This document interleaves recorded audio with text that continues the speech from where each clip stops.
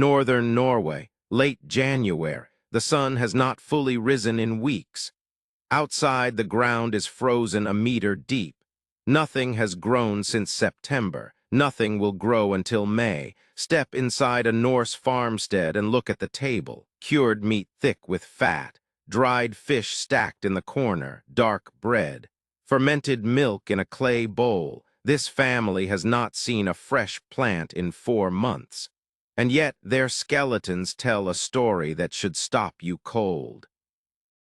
As well nourished as anyone in warmer Europe. No malnutrition, no stunted bones, no scurvy. How? Not luck, not one clever trick. A complete food system built across 12 months designed to defeat 6 of them. To understand how remarkable this was, you need to understand what they were up against. For a household of 15 to 20 people, winter in Iceland or northern Norway was not a season.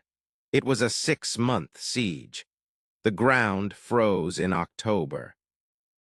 The seas turned too rough to fish reliably. Pastures died. And the food that had to carry a family through all of it had to be planned, processed, and stored before the first frost or people died. Compare that to medieval England or France, warmer climates, longer growing seasons, fertile soil. The Great Famine of 1315 wiped out millions across northern Europe. Grain harvests failed. Cities starved. And those were lands where crops grew 8 or 9 months of the year. The Norse had 3 to 4 productive months. They made it work. Isotope analysis of Viking age skeletons along the Norwegian coast confirms heavy reliance on marine protein across centuries and no widespread nutritional collapse. These people fed themselves through polar darkness, generation after generation, without a single modern tool. The system started with the harshest calculation a farming family could make. Every October, during the period the Norse called Vetneter, the winter nights, every farm conducted a brutal inventory. How much hay was stored? How many animals could that hay feed until spring? The answer was always the same: fewer than the herd. The surplus animals had to be slaughtered, all of them, before the frost made preservation impossible. Fresh meat spoils within days. The clock started the moment an animal went down. Everything had to be preserved fast. And here is where the Norse revealed something extraordinary. Coastal farms used salt rendered from seawater and smoke from slow-burning birch and juniper wood, juniper carrying natural antimicrobial compounds that extended shelf life beyond what heat alone could achieve. But inland farms, far from the coast where salt was scarce and firewood scarcer, used something else entirely. They used the cold itself. Thin strips of lamb hung outdoors in sub-zero wind. Moisture drawn out slowly over weeks by freezing air and constant wind. The same environment that could kill you in hours was also the best food preservation tool available on Earth. A single household might process several hundred kilograms of meat in a matter of weeks. That output had to sustain the family until animals could graze again, often not until late May. The storehouse was not filled by accident. It was filled by a process as precise as any modern food factory. But meat was only the foundation. The single most important food in the entire Norse winter system weighed between 5 and 15 kilograms, measured 60 to 110 centimeters, and swam by the millions into the waters off northern Norway every winter to spawn: Atlantic cod. And what the Norse did with it did not just feed their families. It changed European history. The process sounds simple: split the fish, remove the head and backbone, hang it outdoors on wooden racks. The fish loses roughly 80% of its water weight over 2 to 3 months. What remains is protein so concentrated that 1 kilogram of stock fish delivers the same nutrition as 5 kilograms of fresh fish. And it lasts. Medieval sources suggest properly dried stock fish remained edible for years. Some accounts claim up to a decade. That shelf life transformed it from survival food into a trading commodity, dried cod, traveling over 1,000 miles from Arctic Norway to the Baltic.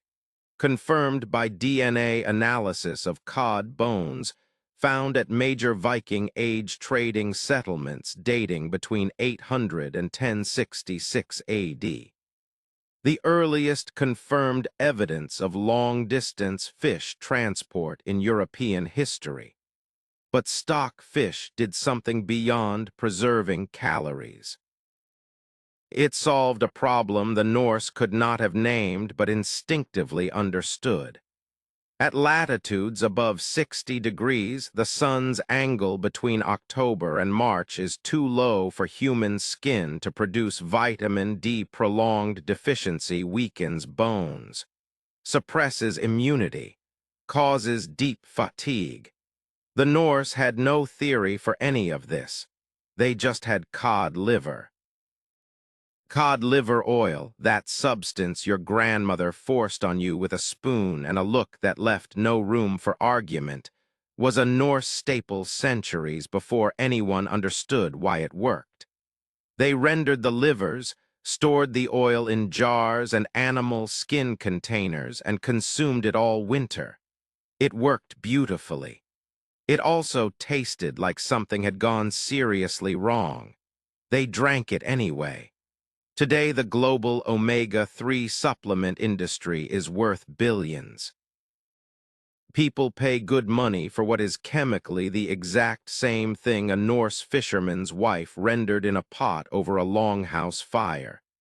Same fatty acids, same source animal. The only difference is the packaging and about 1,000 years of marketing. Even with stock fish and cod liver, the Norse food system had another layer entirely. And this one involves a technology they arrived at completely by accident, one that modern food scientists study with genuine respect. The Norse had no concept of microbiology, no understanding of lactic acid bacteria, no theory of gut flora or pH, but if you had watched what they did with a barrel of surplus milk, you would swear they did. Skyr, that thick, strained, fermented dairy product now marketed worldwide as a Scandinavian health food, is documented in Iceland from the earliest settlement period around 874 AD. The method was ancient and precise. Take a spoonful of yesterday's skyr. Stir it into warm, fresh milk. Leave it overnight. By morning, the milk has thickened, soured, and become something that will not spoil for months. The bacteria did the explaining. They just never got the credit. But Skyr did something beyond feeding a family through winter. It solved a problem that would devastate European navies for centuries. Fresh milk contains small amounts of vitamin C. Most preservation methods, heat, drying, salting, destroy it completely. Lactic acid fermentation keeps a meaningful portion intact. And when you are eating that alongside organ meats and foraged plants all winter, the amounts add up. Enough to hold off scurvy, a disease that conservative estimates suggest killed around 2 million European sailors between the 1500s and the 1700s. Then there was Sýra, the liquid whey left over from making skyr. The Norse drank it, sour, mineral-rich, useful on its own. But they also discovered something else. Submerge meat, fish, or even shark in the whey, and the acid preserves it without any salt at all. In regions where salt was difficult to come by, that discovery was worth more than gold. Up until the 20th century, Icelandic farms still maintained dedicated fermentation rooms, wooden barrels and storage trunks documented at excavated sites. 1,000 years. The same method. You do not keep doing something for that long unless it works. None of the Norse vitamin C sources involved citrus. They had no lemons, no limes, no oranges. Instead, they had organ meats, particularly cod liver and cattle liver, both confirmed by modern nutritional databases to contain meaningful vitamin C. They had angelica, a plant so valued in Iceland that stealing another person's angelica was a criminal offense under the Graga's law code. They had scurvy grass, a stubby coastal plant with an extraordinary vitamin C concentration. Cloudberries, lingonberries, and bilberries harvested in late summer and preserved in honey or by drying. And they had fermented dairy, closing the gap across the entire winter. The British Royal Navy did not implement reliable anti-scurvy citrus rations until the 1790s. The Norse had quietly solved the same problem with fermented milk, foraged greens, and cod liver, roughly 800 years earlier. The bones confirm it. Viking age burials across Scandinavia and Iceland show no systemic signatures of scurvy, no bone lesions, no collapsed joints. The only possible cases appear in the late declining Greenland colony, where everything was already falling apart for entirely separate reasons. But the Norse food system left one mark that researchers did not expect to find, and it lives in their teeth. Examination of skulls from Norse farm sites revealed striking dental wear. First molars ground nearly flat. In some individuals, the enamel had worn through entirely, exposing the pulp cavity, causing abscesses with no treatment available beyond enduring them. The cause was their bread. Norse flour, milled on hand-operated stone querns, always contained microscopic grit. Every bite of flatbread slowly sanded the enamel down, and the acidic fermented dairy, Skyr, and Sýra consumed daily accelerated the erosion further. But here is the paradox, and this is the detail that gets dental researchers genuinely excited. Despite that extreme wear, cavities were rare, almost non-existent in the most isolated communities. The reason is straightforward. The Norse diet contained almost no sugar. Without sugar feeding decay bacteria, the teeth wore down without rotting.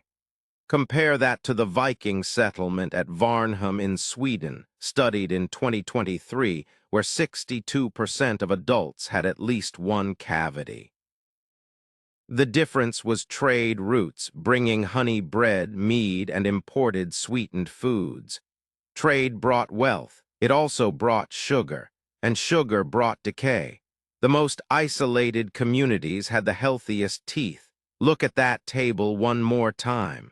The smoked lamb was a living animal in October. The stockfish was swimming off Lofoten in February. The skyr started as surplus summer milk, cultured with a tradition older than the settlement itself.